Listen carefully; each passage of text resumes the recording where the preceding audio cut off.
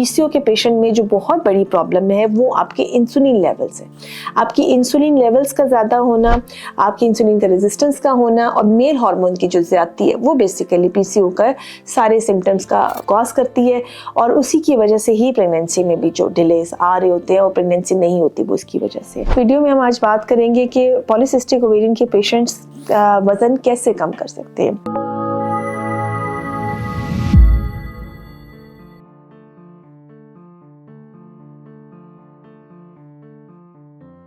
अस्सलामुअलैकुम। पीसीओ के पेशेंट्स में जो बहुत बड़ी प्रॉब्लम हम लोग देखते हैं कि या तो वो वज़न कम नहीं कर पाते, अगर वो इनिशियली वज़न कम कर भी लेते हैं तो वो उसको मेंटेन नहीं कर पाते। यानी कि जब हम ट्रीटमेंट स्टार्ट करते हैं पेशेंट बहुत ज़्यादा मोटिवेटेड होता है।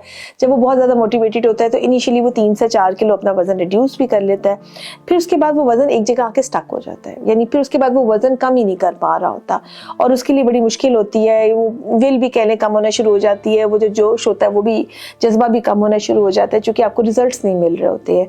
और वही एक पॉइंट होता है जिसके ऊपर हमारा फेलियर स्टार्ट होता है, क्योंकि पेशेंट जो है फिर वो जितनी एफर्ट्स कर रहा होता है वो कम होना शुरू हो जाती है और नतीजा ये होता है कि वापस वो अपने उसी वजन के ऊपर आ जाता है।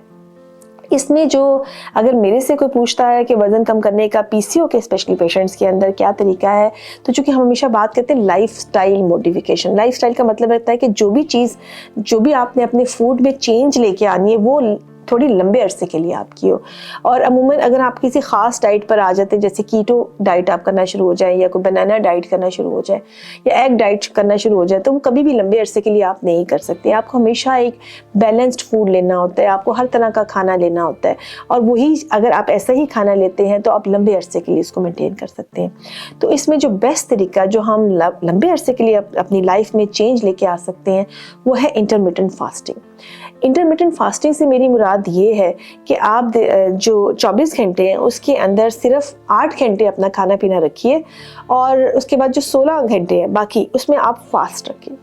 फास्ट से हमारी मुराद ये है कि आप पानी इस्तेमाल कर सकते हैं, ग्रीन टी, नींबू पानी आप इस्तेमाल कर सकते हैं, और आप जो है वो ब्लैक कॉफ़ी, वो यानी दूध के बगैर जो है और शक्कर के बगैर जो है आप वो कॉफ़ी जो है वो या ब्लैक टी जो है आप इस्तेमाल कर सकते हैं इस टाइम के अंदर, वो बल्कि आपके मेटाबॉलिज्म को ज़्यादा फास्ट कर देती है।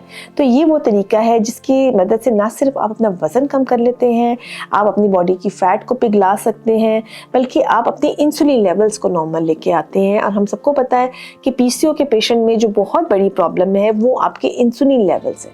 आपकी इंसुलिन लेवल्स का ज़्यादा होना, आपकी इंसुलिन का रेजिस्टेंस का होना और मेल हार्मोन की जो ज़्यादती है वो बेसिकली पीसीओ का सारे सिम्टम्स का वो कॉज करती है, और उसी की वजह से ही प्रेगनेंसी में भी जो डिलेस आ रहे होते हैं और प्रेगनेंसी नहीं होती वो उसकी वजह से।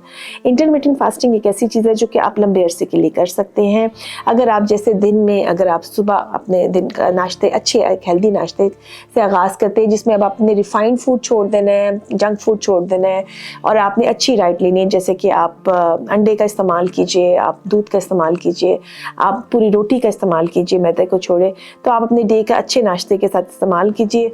दिन में आप कोई दोपहर के टाइम को स्नैक्स वगैरह यूज़ कर सकते हैं, और शाम 7-8 बजे तक आप अपना जो मेन मील है अपना खा लीजिए, और वो भी कोशिश कीजिए कि घर का बना हुआ साफ़ सुथरा बैलेंस्ड फूड हो। कोई ख़ास रिस्ट्रिक्शंस नहीं है, लेकिन डेफिनेटली आप अगर आप 2 स्लाइस पिज़्ज़ा ले लेंगे तो उसमें आपकी 1000-1200 कैलोरीज जो कि आपने पूरे दिन में लेनी है वो पूरी हो जाएंगी। तो उसकी बजाय बेहतर है कि आप रोटी, सालन, चावल, सलाद जो भी आपको पसंद है उसका इस्तेमाल कीजिए, लेकिन अपनी कैलोरी काउंट को पूरे दिन में 1000 से 1200 के दरमियान में रखिए।